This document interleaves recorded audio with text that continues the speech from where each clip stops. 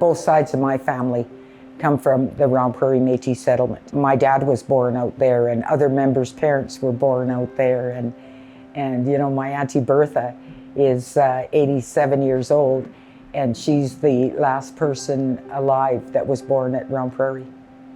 So the connection is important, and to be able to carry that into Saskatoon for us is the sense of community, because Round Prairie was a Métis community, and this building will be a Métis community. It's why the gathering room is so important to me, because I know that we like to gather, we like to play cards, we like to visit.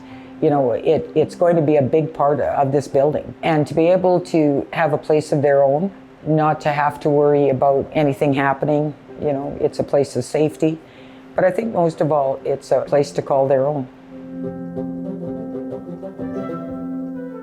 It impacts my life really good, because I've been like all over the place, living here, living there, out of my suitcase sometimes. You know, you never found a real home to live in, and I've been wanting this home for all that I can remember, probably years and years and years. You know, you're staying with your daughter, or you're staying, you know, with somebody, and it's just not the same as having your own place. Since this COVID, I haven't seen anybody, you know, for a long, long time. So this is going to be really nice.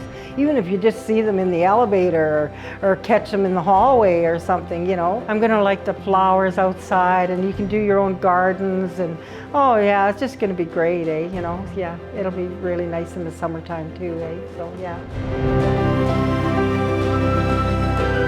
What this building tries to do from a design perspective is to really embed the idea of community, culture, and storytelling in a sense, because you know, every building has to stand up, every building has to keep people dry and warm. And then when you can layer in the stories that the people that live here told us to inspire the design, the history of the Métis people. And so the building becomes part of a much bigger storyline, and it expresses that, and it brings some pride, we hope, to the Métis people that live here and those that visit here. So I think it's going to set hopefully a new standard and inspire more buildings like it, that you know, when you do affordable housing, it doesn't mean it has to be a neutral box that doesn't celebrate culture. There can be cultural expression in an affordable housing project.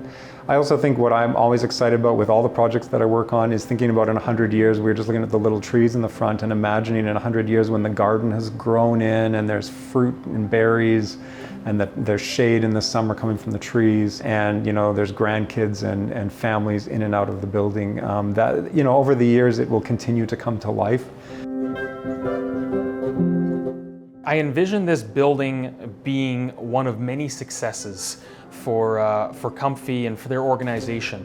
You know, they talk about they've had a dream for well over 20 years, and a group as passionate as Comfy to now be able to have exactly what they've dreamed about. It will not only instill confidence and experience and knowledge throughout the organization, but it's going to create a foundation for them and for many, many generations to come. I hope for the elders that are living here, it inspires them to help build their community to the best that it can be. And I hope that the vision of success that all the elders talked about over 2 years ago when we first met them really come together throughout the amenities and the living spaces here in this building, and they can really continue to build their own internal success and community wealth as a group.